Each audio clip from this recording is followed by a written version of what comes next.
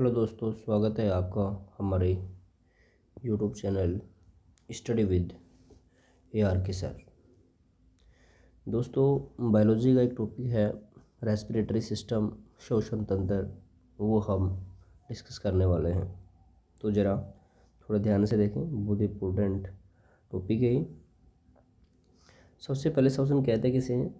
मैंने यहाँ पर नोट्स में लिखा है कि कोशिकाओं में उत्पन्न CO2 तथा वायुमंडल में उपस्थित O2 के आदान प्रदान की क्रिया को श्वसन कहते हैं। यानी कि सीधी साफ सुथरी में बात कहूँ तो हम जो कार्बन डाइऑक्साइड है उसको शरीर से बाहर निकालते हैं और ऑक्सीजन को अंदर लेते हैं। ये जो प्रक्रिया होती है ये श्वसन कहलाती है। और इस प्रक्रिया में जो हमारे पास जो सिस्टम काम में आता है ना, जो सिस्टम यहाँ से काम में आता है, जो सिस्टम काम में आता है उस सिस्टम को क्या बोलते हैं? हम श्वसन तंत्र बोलते हैं। क्या बोलते हैं? श्वसन तंत्र बोलते हैं उसको, श्वसन तंत्र। ठीक है जी, ये बात आपको समझ में आ गई होगी। सबसे पहले ये बात है, हम श्वसन करते क्यों हैं? श्वसन करते क्यों हैं? श्वसन हम करते हैं ऊर्जा प्राप्त करने के लिए, ऊर्जा प्राप्त करने के लिए।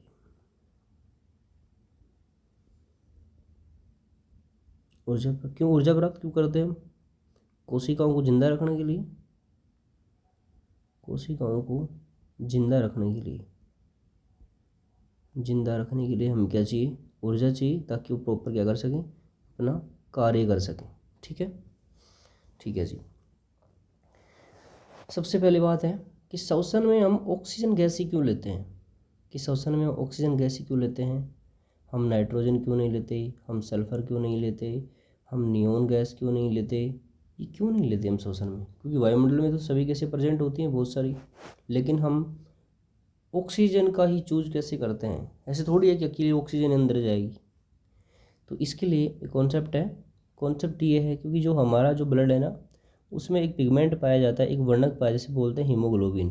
हीमोग्लोबिन, ये जो हीमोग्लोबिन है ना, ये ऑक्सीजन के साथ ही बॉन्ड बनाता है, ऑक्सीजन के साथ ही बॉन्ड बनाता है, साथ ही बॉन्ड बनाता है। इसलिए ध्यान रखना, वायु में उपस्थित सारी जो गैसें हैं वो सभी अंदर जाती हैं, लेकिन जो फेफड़े हमारे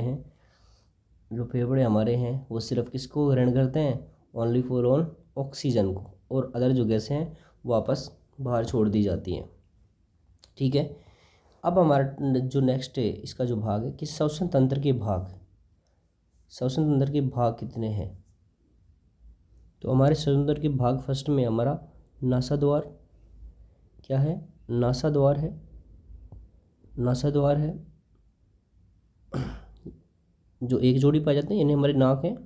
फिर आती है ग्रसनी, फिर आता है आपका लैरिंक्स, स्वरयंत्र या कंठ, फिर आता है आपकी श्वसन नली, फिर आते हैं श्वसनिकाएँ, फिर आती हैं कूपिकाएँ। तो ये हमारे श्वसन तंत्र के भाग हैं। श्वास नली, श्वसनिकाएँ व कूपिकाओं को सम्मिलित रूप से क्या कहते हैं? हम फेफड़ा कहते हैं। ये सभी फेफड़े में पाई जाती है, बोलो यस। चलो हम आगे बढ़ते हैं और अब देखते हैं हमारा ये आपका फेफड़े का चित्र हो गया, ये आपका कंठ हो गया, ये श्वास नली आ गई, और ये श्वसनी आगे जाकर दाएं और बाएं दोनों फेफड़ों में क्या हो गई? अरे फेफड़े तो होते हैं हमारे, फेफड़े कितने होते हैं? फेफड़ों की संख्या कितनी होती है?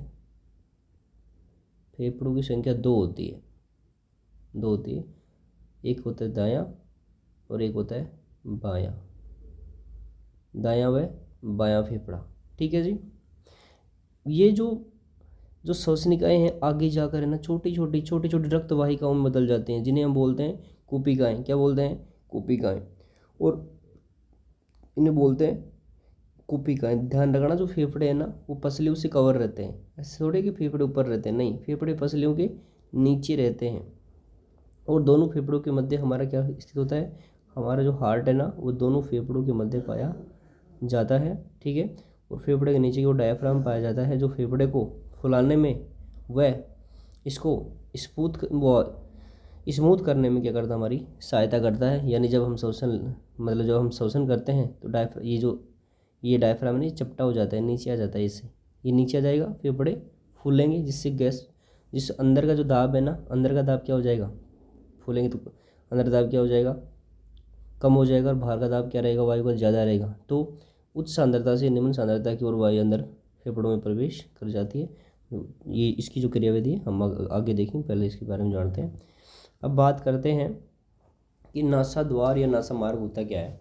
देखिए, नासा मार्ग मैंने बताया कि एक जोड़े होते हैं हमारे, और इसका जो मुख्य कार्य है ना, वो होता है सूंघने से संबंधित होता है। क्या होता है, सूंघने से संबंधित होता है नाक का जो मुख्य कार्य है, ठीक है। लेकिन साथ साथ में इस मार्ग के द्वारा वायु भी क्या करती है, अंदर प्रवेश करती है, यानी यह वायु मार्ग का भी क्या करता है, कार्य करता है।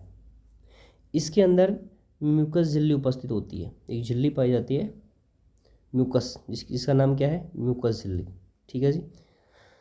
इसके भीतर रोम उपस्थित होते हैं, यानी इसके अंदर जो है ना वो मतलब छोटी छोटी संरचनाएं यानी बाल उपस्थित होते हैं। इन बालों का काम क्या है, ये वायु के साथ जो अंदर प्रवेश करने वाली जो अशुद्धियाँ हैं, जैसे उनके साथ कोई बैक्टीरिया चला गया, कोई धूल की कण चल गई, उन सभी को ये क्या कर लेते हैं, उन सभी को ये रोक लेते हैं।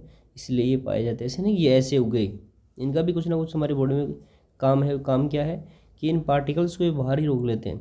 वो जो लोग धूम्रपान करते हैं, ये जो रोम है उनके जल जाते हैं धुएं के कारण, धुआं जब गर्म निकलती है तो ये जल जाते हैं, इसलिए उनके अंदर बैक्टीरिया, इनके इन्फेक्शन होने के चांस क्या रहते हैं, ज़्यादा रहते हैं, ठीक है। यहाँ तक आई थिंक आपको समझ में आ गया हो।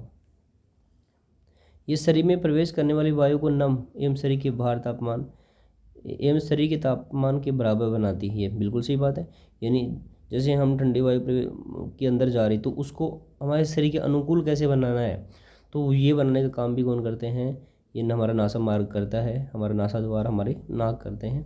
आई थिंक आपको समझ में आ गया होगा। इसमें सिर्फ तीन चार चीज़ें याद रखनी है आपको। क्या मुख्य कार्य क्या है इसका, सूंघने संबंधित है।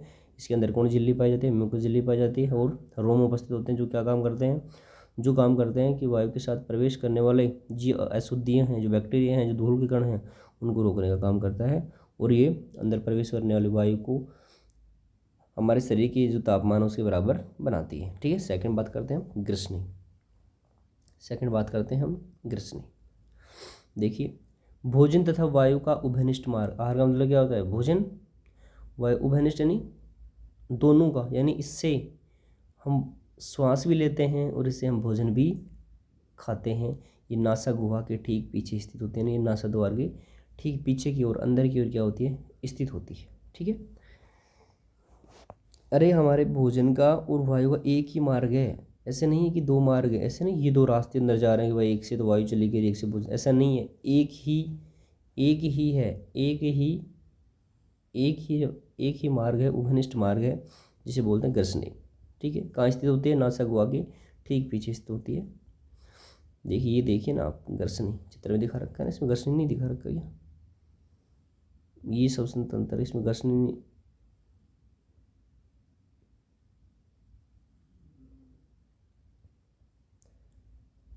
हमने लिखा है ना, ग्रसनी, ठीक है। ये ग्रसनी हमने इसलिए लिखा है, चित्र में है नहीं, क्योंकि ये भोजन में भी काम में आती है और श्वसन में भी काम में आती है, इसलिए हमने टॉपिक को यहाँ लिखा है, ठीक है। थर्ड नंबर है कंठ यानी लैरिंक्स। ये उपास्थि से बना होता है, यह उपास्थि से, इसका मुख्य कार्य क्या है, ध्वनि उत्पादन करना। इसका मुख्य कार्य है ध्वनि उत्पादन करना, यानी ध्वनि उत्पन्न करता है। भोजन निगलते समय एपिग्लोटिस से ढक जाता है। मैंने बताया ना आपको कि उभयनिष्ठ मार्ग होता है क्या, आपकी जो घर्षण की घर्षण के अंदर ही तो स्थित होता है कंठ। तो जब भोजन हम निगलते हैं, तो जब भोजन निगलते हैं तो एपिग्लोटिस से ढक जाता है कौन, कंठ, जिससे भोजन घर्षणी से कंठ में प्रवेश नहीं कर पाता है। यस या नो। तो एपिग्लोटिस नामक जो ढक्कन होता है उसके द्वारा इसको ढक दिया जाता है, ताकि भोजन फेफड़ों में ना, जैसे यदि फेफड़ों में छोटा सा भी भोजन का पार्टिकल्स अंदर चला जाता है तो हमें तुरंत क्या आ जाती है, खांसी आती है हमें, तो वो कण तुरंत बाहर आ जाता है, फेफड़े एक्सेप्ट नहीं करते। तो पहली बात तो जाएगा नहीं, क्योंकि एपिग्लोटिस से ढक जाते हैं। लेकिन कई बार खाते समय जब हम बोल देते हैं तो हमारा जो फेफड़ों का मार्ग क्या हो जाता है, खुल जाता है। तो इस कारण से क्या हो जाता है, ये कुछ पार्टिकल्स अंदर जा सकता है, ठीक है। 4 नंबर पर है श्वास नली, जैसे बोलते हैं ट्रैकिया। ठीक है, देखो ये टॉपिक है ना, ज़्यादा हार्ड नहीं है, बिल्कुल सिंपल है। यह एक सीधी नलिका होती है जो 5वीं वक्षीय का सिरुका तक जाकर दाएं तथा बाएं दो प्राथमिक श्वसनिकाओं में विभाजित होती है। मैंने आपको बताया कि जो श्वास नली होती है आगे जाकर छोटी छोटी श्वसनिकाओं में क्या हो जाती है, विभाजित हो जाती है, और एक दाएं फेफड़े में जाती है और एक बाएं फेफड़े में जाती है, और आगे जाकर फिर ये दोनों भी अलग अलग जो कोशिकाएं हैं उनमें विभाजित हो जाती हैं। ठीक है, प्राथमिक श्वसनिका द्वितीय श्वसनिका में, और द्वितीय श्वसनी तृतीय श्वसनी में क्या हो जाती है, विभाजित हो जाती है। इस प्रकार अंत में एक कोशिकाओं में खुलती है। मैंने अभी आपको बता दिया कि ये धीरे धीरे आगे जाकर एक से दो, दो से तीन ऐसे विभाजित होकर और अंत में कहाँ खुलती हैं, कोशिकाओं में खुलती हैं। कोशिकाओं में रक्त भरा होता है। अब आता है आपका फेफड़ा, लंग्स होते हैं आपके। ये वक्ष गुहा में यानी हमारी छाती में स्थित होते हैं। मनुष्य में एक जोड़ी फेफड़े पाए जाते हैं। ठीक है, कितने जोड़ी, एक जोड़ी, दो फेफड़े पाए, मैंने बता दिया आपको। ये द्विस्तरीय झिल्ली से घिरे होते हैं, यानी इसके बाहर की ओर द्विस्तरीय यानी 2 स्तर झिल्ली के पाए जाते हैं। इन झिल्लियों के बीच एक द्रव स्थित होता है जो फेफड़ों की सतह पर घर्षण कम करता है। यानी फेफड़ा एक दोहरी झिल्लित कोशिकांग होता है। इसी के ऊपर 2 स्तर यानी झिल्ली के 2 स्तर पाए जाते हैं, और इन दोनों स्तरों के बीच में एक फ्लूइड भरा होता है, एक द्रव भरा होता है, जो क्या करता है, फेफड़ों के घर्षण को कम करता है। ठीक है जी। दाएं फेफड़ा है ना, बाएं फेफड़े की तुलना में आकार में क्या होता है, बड़ा होता है। दाएं फेफड़ा बाएं फेफड़े की तुलना में क्या होता है, आकार में बड़ा होता है। ये स्पंजी होता है क्योंकि इसमें मसल्स अनुपस्थित होती हैं। बिल्कुल फेफड़ा स्पंजी होगा, यानी ये बिल्कुल मुलायम होता है, सॉफ्ट होता है। इसमें हड्डियाँ नहीं होती हैं, इसमें मसल्स अनुपस्थित होती हैं। मसल्स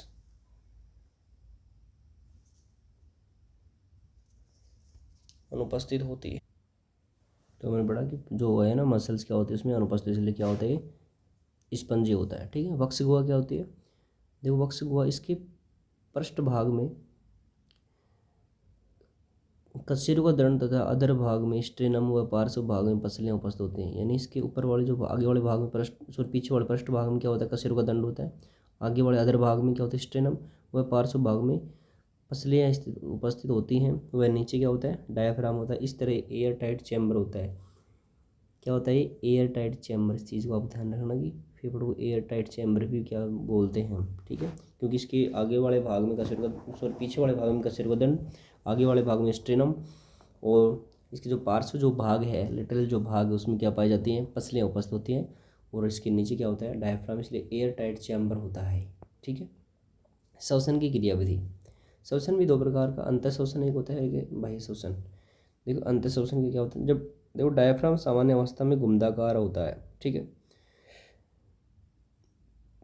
तथा जब ये चपटा होता है तो वक्ष गुहा का आयतन बढ़ जाए, यानी जब ये नीचे की ओर जाएगा ना, ये नीचे की ओर आएगा, ये जैसे मान लो यहाँ आएगा, चपटा हो जाता है, तो ये जो वक्ष गुहा यानी छाती का क्या हो जाता है, आकार, इसका आकार बढ़ जाएगा। ये क्या हो जाएगा, आकार या आयतन बढ़ जाता है। और आयतन बढ़ने से जिसके कारण वक्ष गुहा का दाब क्या हो जाता है, वक्ष गुहा का दाब क्या हो जाता है, कम हो जाता है। तो वायु प्रवणता के अनुसार बाहर से अंदर प्रवेश करते, यानी जब अंदर का दाब कम रहेगा और बाहर का दाब क्या रहेगा, ज़्यादा, तो वायु अंदर ही आएगी। इसे कहते हैं वायु प्रवणता। गैसों का विनिमय कैसे होता है, कोशिकाएं गैसों के विनिमय के लिए प्राथमिक स्थल होती है। इसके बाद गैसों का विनिमय रक्त और ऊतकों के बीच होता है। यानी सबसे पहले जो गैसों का आदान प्रदान होता है वो कोशिकाओं में होता है। कहाँ होता है, कोशिकाओं में होता है। इसके बाद गैसों का विनिमय रक्त और ऊतकों के बीच होता है। यानी इसके बाद जो गैसें हैं वो रक्त से और ऊतकों में क्या होती हैं, उनका विनिमय होता है, उनका ट्रांसफ़र होता है। यानी ऑक्सीजन ले ली जाती है और CO2 वापस दे दी जाती है। क्योंकि फेफड़ों में जाने के बाद जो ऑक्सीजन है वो कोशिकाओं में जाकर भर जाएगी, और कोशिकाओं में क्या पाया जाता है, रक्त पाया जाता है, और रक्त के साथ मिलकर ये शरीर के प्रत्येक अंग, प्रत्येक ऊतक, प्रत्येक भाग तक पहुंचा दी जाती है। इस प्रकार ये सर्कुलेशन चलता रहता है। इन दोनों स्थानों पर ऑक्सीजन तथा CO2 का विनिमय दाब या सांद्रता प्रवणता के आधार पर विसरण द्वारा होता है। और इनका प्रोसेस क्या होती है, विसरण की प्रक्रिया के द्वारा होता है। ठीक है, इनका विनिमय भी CO2 और O2 का विनिमय भी विसरण के द्वारा होता है। ऑक्सीजन का परिवहन मुख्यतः 97% हीमोग्लोबिन के द्वारा होता है। मैंने बताया कि ऑक्सीजन है वो हीमोग्लोबिन के साथ जुड़कर ही क्या करेगा, पूरी बॉडी में इसकी सप्लाई होती है, ठीक है। तो ये चीज़ें हो गई। CO2 का परिवहन कुछ मात्रा में हीमोग्लोबिन के द्वारा तथा मुख्य परिवहन बाइकार्बोनेट के रूप में होता है। यानी CO2 है ना, जो कुछ मात्रा में हीमोग्लोबिन के साथ घुलकर वापस फेफड़ों में आता है और ये लगभग 70% इसका भाग आता है, और ये थोड़ा बहुत बाइकार्बोनेट के रूप में भी इसका परिवहन होता है, ठीक है। अब आते हैं आपके आंतरिक श्वसन, यानी शरीर के अंदर रुधिर व ऊतक द्रव के बीच गैस का आदान प्रदान क्या कहते हैं हम, आंतरिक श्वसन कहते हैं। बिल्कुल सिंपल चीज़ें हैं। फिर आता है कोशिकीय श्वसन, खाद्य पदार्थों के फलस्वरूप बने ग्लूकोज का कोशिकाओं में ऑक्सीजन द्वारा ऑक्सीकरण किया जाता है, इसे कोशिकीय श्वसन भी कहते हैं। जो भोजन हम खाते हैं वो भोजन, पहली बात है CO2 आती कहाँ से है, तो CO2 कहाँ से बनती है, कि CO2 कहाँ से बनती है। सबसे पहले हम जो भोजन हम खाते हैं ग्लूकोज C6H12O6 जो हम खाते हैं, वो ऑक्सीजन के साथ क्रिया करता है और टूटता है। किस में टूटता है, ये CO2 में टूटता है, ये टूटता है आपके H2O में, और प्लस में हमें क्या देता है, ऊर्जा हमें देता है। यस या नो बोलो। तो ये CO2 यहाँ इस भोजन के टूटने से, भोजन के विखंडन से क्या प्राप्त हुआ है हमें, ये कार्बन डाइऑक्साइड बाई प्रोडक्ट प्राप्त हुआ है, ठीक है। और इसके साथ हमें क्या मिलती है, ऊर्जा भी मिलती है। तो कोशिकाओं में मैंने यहाँ पर लिखा है, खाद्य पदार्थों के फलस्वरूप बने ग्लूकोज का कोशिकाओं में ऑक्सीजन द्वारा ऑक्सीकरण किया जाता है। ये ऑक्सीकरण की प्रक्रिया है, ऑक्सीजन का जुड़ना, इसे कोशिकीय श्वसन कहते हैं। श्वसन तो इसे हम क्या कहते हैं, कोशिकीय श्वसन कहते हैं। यह 2 प्रकार का होता है। अब ये भी 2 प्रकार का होता है कोशिकीय श्वसन, ठीक है। एक होता है ऑक्सी श्वसन, इसमें लिखा है यह O2 की उपस्थिति में होता है। इसमें श्वसनीय पदार्थ यानी ग्लूकोज का पूर्ण ऑक्सीकरण होता है, जिसके फलस्वरूप CO2 H2 बनते हैं, मैंने अभी बता दिया आपको। जिससे ऊर्जा मुक्त होती है। इस ऊर्जा का उपयोग ATP निर्माण में होता है, यानी इस ऊर्जा का उपयोग किसमें होता है, ATP के निर्माण में। यह एक कैटाबोलिक प्रोसेस होती है। कैसी प्रोसेस होती है, कैटाबोलिक। मैंने रिएक्शन यहाँ लिख दिए कि जब ग्लूकोज ये आपका क्या है, ग्लूकोज, ये क्या है आपका ऑक्सीजन, ये क्या है आपका ऑक्सीजन है। फिर रिएक्शन हुई, रिएक्शन होने से जो प्रोडक्ट हमारे पास जो प्राप्त हुई वो कार्बन डाइऑक्साइड, ये आपका जल होगा और ये ऊर्जा हो गई, ठीक है। फिर आता है आपका अनोक्सी श्वसन। क्या आता है, अनोक्सी श्वसन ऑक्सीजन की उपस्थिति में होता है, ऑक्सीजन की अनुपस्थिति में होता है। मानव में मांसपेशियों में ग्लूकोज ऑक्सीजन की अनुपस्थिति में लैक्टिक एसिड का निर्माण करता है। यानी जब हमारी मांसपेशियों में जब हम कोई भी काम करते हैं तो हमारे शरीर की ऊर्जा जब खत्म होने लगती है, यानी उसमें ऑक्सीजन की कमी आ जाती है, तो ऑक्सीजन की कमी आने से हमारी जो मांसपेशियाँ हैं वो ऑक्सीजन की अनुपस्थिति में लैक्टिक एसिड का निर्माण कर लेते हैं, और जिसे बोलते हैं क्रैप जमा हो जाता है हमारी मांसपेशियों में, और जिससे हमें दर्द महसूस होने लग जाता है, जिससे हमारी मांसपेशियों में दर्द होने लग जाता है कि हम थक गए। तो ये किसका काम है, ये है लैक्टिक एसिड जमा हो जाता है, इसलिए हमारे क्या होता है, क्रैप बनते हैं, ठीक है। बैक्टीरिया तथा ईस्ट में ऑक्सीजन की अनुपस्थिति में अल्कोहल का निर्माण होता है। बिल्कुल, बैक्टीरिया और जो ईस्ट है, इनमें जब ऑक्सीजन की अनुपस्थिति रहती है तो इनमें किसका निर्माण होता है, अल्कोहल का क्या हो जाता है, निर्माण हो जाता है, ठीक है। लिखा है हमने, तो ये चीज़ आपको आई थिंक समझ में आई होंगी। बहुत सिंपल टॉपिक है। श्वसन का नियंत्रण मस्तिष्क के मेडुला ऑब्लांगेटा द्वारा होता है। और जो श्वसन का जो निर्माण किया जाता है मस्तिष्क में मेडुला ऑब्लांगेटा के द्वारा ही किया जाता है। यहाँ से श्वसन को नियंत्रित किया जाता है। यस या नो, बिल्कुल। तो यहाँ तक आपको चीज़ें समझ में आ गई होंगी। एक बार मैं आपको दोबारा से रिवाइज कराता हूँ ये चीज़ें। देखो, श्वसन के सबसे पहले CO2 का अंदर जाना, CO2 का बाहर आना और ऑक्सीजन का अंदर जाना क्या कहलाता है, श्वसन कहलाता है। श्वसन के भाग नासामार्ग, ग्रसनी, लैरिंक्स, श्वास नली, श्वसनिकाएँ और कोशिकाएँ, ये इनका मुख्य कार्य क्या होता है, सूंघने का होता है। क्या होता है, सूंघने का होता है। एक जोड़ी होती है, ठीक है। अंदर म्यूकस झिल्ली पाई जाती है, ठीक है जी। और ये कहाँ खुलती है, जबकि ये ग्रसनी में जाकर खुलती है, ठीक है। और ग्रसनी क्या होता है, और ग्रसनी एक ओवेनिस्ट मार्ग होता है जिसमें आपका भोजन भी जाता है, आपका जो ऑक्सीजन जाती है श्वसन भी होता है। ये दोनों का ओवेनिस्ट मार्ग होता है, ठीक है। इसमें एक फिर आता है आपका कंठ है, स्वरयंत्र। इसका मुख्य कार्य क्या है? ध्वनि उत्पन्न करना, ध्वनि का उत्पादन करना, ठीक है। और जब भी भोजन ग्रहण करते हैं तो ये एपिग्लोटिस से ढक जाता है, जिससे भोजन अंदर प्रवेश ना कर पाए। श्वास नली और श्वसनिकाएं और कोशिकाएं तीनों क्या करते हैं समग्र रूप से? फेफड़े। श्वास नली जिसके अंदर श्वास हम लेते हैं, ये आगे जाकर छोटी छोटी श्वसनिकाओं में विभाजित हो जाती है, और ये श्वसनिकाएं अंत में जाकर इन कोशिकाओं में बट जाती हैं, यानी दाएं और बाएं भाग फेफड़ों में बट जाती हैं। ये आपकी श्वसनी है, ये श्वसनी है, ये आपकी देखिए कोशिकाएं, छोटी छोटी कोशिकाएं क्या हैं? कोशिकाएं, वो बड़े नुमा संरचना कोशिकाएं होती हैं, ठीक है। देख लिया आप, इसे ढंग से देख लीजिए।